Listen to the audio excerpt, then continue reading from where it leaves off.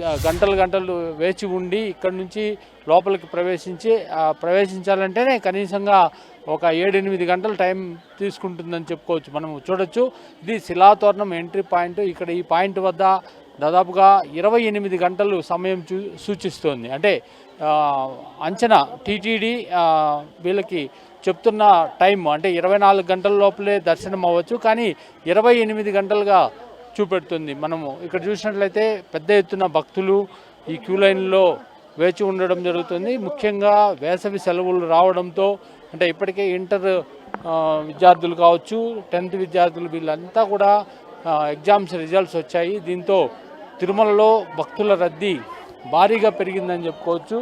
దాదాపుగా స్వామివారి దర్శనానికి 24 గంటలు సమయం పడుతుంది. వీళ్ళని అడుగుదాము, మనతో కొంతమంది భక్తులు ఉన్నారు, వాళ్ళు ఎప్పుడు వచ్చారు, పరిస్థితి ఎలా ఉందో. ఏంటండి, ఎప్పుడు వచ్చారండి దర్శనానికి? మేము ఈరోజు మార్నింగ్ వచ్చాము ఇక్కడ సర్వదర్శనానికి. వచ్చి దర్శనంలో లైన్లోనే ఉన్నాం, క్యూ లైన్లో. దాదాపుగా 2 గంటల నుంచి క్యూ లైన్లో ఉన్నాం. దర్శనం ఈరోజు 24 గంటల టైం పడుతుంది అంటారు, ఇంకా ఎక్కువ టైం పట్టవచ్చు. ఏర్పాట్లు అయితే అన్నీ తిరుమల తిరుపతి దేవస్థానం ముందు నుంచి తెలుసు, ప్రపంచం మొత్తం తెలుసు, మన దేశం మొత్తం తెలుసు. ఆ విధంగా ఏర్పాట్లు అయితే చేశారు, కానీ దర్శనానికి కొద్ది త్వరగా వేసవికాలం కాబట్టి ఉండలేకపోతుంటారు లైన్లో. దాని గురించి కొద్దిగా ఏదైనా ఏర్పాటు చేస్తే బాగుంటుందని అనిపిస్తుంది. ఫ్యాన్లు కూడా ఇచ్చారు కదండి? ఫ్యాన్లు ఉన్నాయి, కానీ చిన్నపిల్లలు గట్టా అంతా క్రౌడ్ ఎక్కువగా ఉండడం వల్ల ఇరుతట్టుగా ఉంది.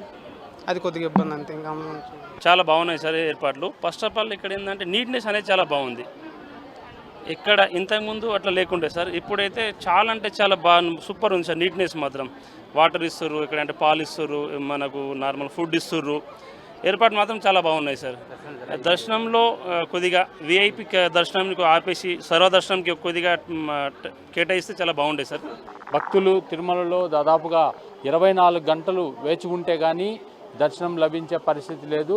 ముందస్తుగా టోకన్లు పొందినట్లయితే వాళ్ళకి 5-6 గంటల్లోనే దర్శనం అవుతుంది. అయితే పరిమిత సంఖ్యలోనే టోకన్లు ఇస్తుండడంతో ఇటువంటి ఇబ్బందులు తిరుమలలో తప్పడం లేదు. మొత్తం మీద వేసవి కారణంగా మరికొన్ని రోజులు అంటే దాదాపు నెల రోజుల పాటు తిరుమలలో ఇదే పరిస్థితి కనిపించే అవకాశం ఉంది. కెమెరామెన్ యశ్వంత్తో శ్రీనివాస్, 10 టీవీ, తిరుమల.